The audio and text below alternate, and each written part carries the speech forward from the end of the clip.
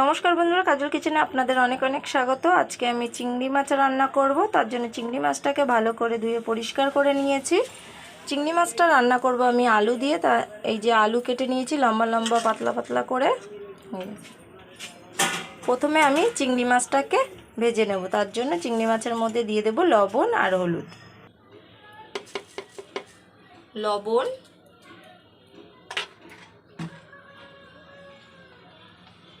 হলুদ ভালো করে মেখে নেব। তো চিংড়ি মাছ ভাজার জন্য এদিকে গ্যাস অন করে কড়াই বসিয়ে দিয়েছি। কড়াইতে দিয়ে দেব তেল।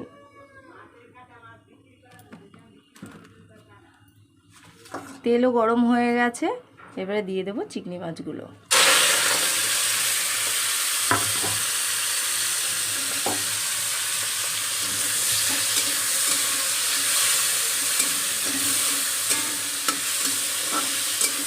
তো এইভাবে নাড়াচাড়া দিয়ে চিংড়ি মাছগুলোকে ভালোভাবে ভেজে নেব।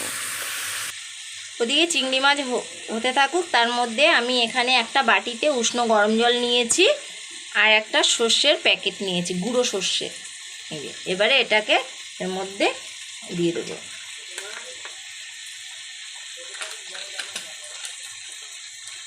এবার চামচ দিয়ে ভালো করে গুলে নেব।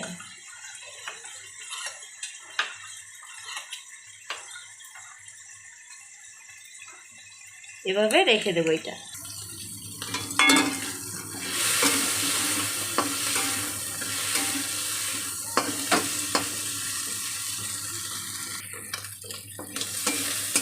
চিংড়ি মাছগুলো ভাজা হয়ে গেছে, এবার এগুলোকে তুলে নেব।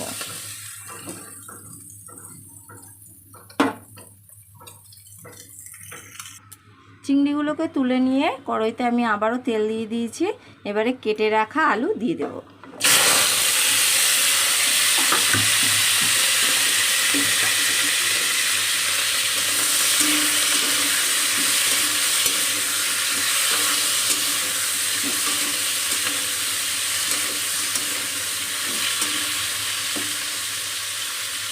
নাড়াচাড়া দিয়ে আলুগুলোকে ভালোভাবে ভেজে নেব।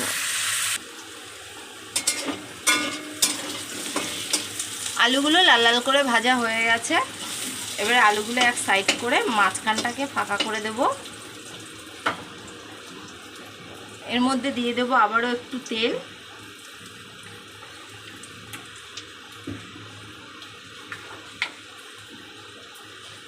তেলটা একটু গরম করে নিয়েছি, এর মধ্যে দিয়ে দেব কালো জিরে,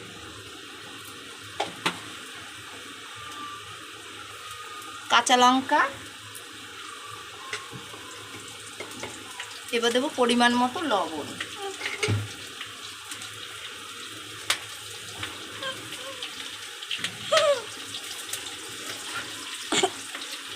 এবার দেবো হলুদ। এর নাড়াচাড়া দিয়ে মিশিয়ে নেব। লবণ হলুদ দেওয়ার পরে একটু আলুটাকে ভেজে নিয়েছি। এবারে দিয়ে দেব লঙ্কার গুঁড়ো। একটু নাড়া দিয়ে নিচ্ছি।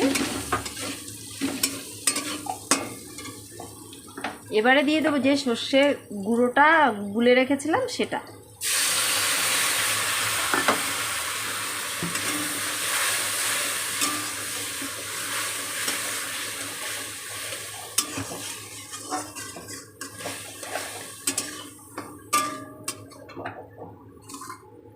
এবার দিয়ে দেবো এর মধ্যে ভেজে রাখা চিংড়ি মাছ।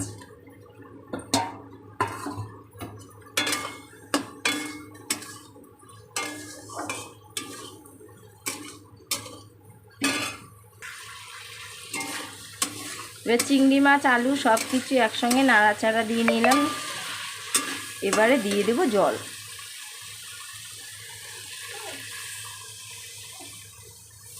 এটা একটু মাখো মাখো টাইপের হবে, তাই অল্প পরিমাণে জল দিয়ে দিলাম।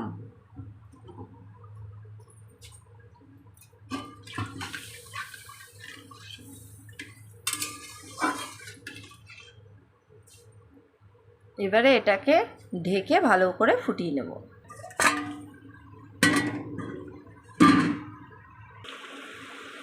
ঢাকনাটা তুলে দিয়েছি, এই যে তরকারিটা ফুটছে।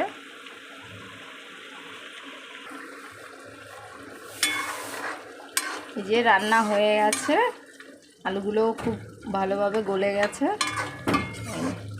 এবারে নামিয়ে নেব। এই যে একটা বাটিতে নামিয়ে নিয়েছি।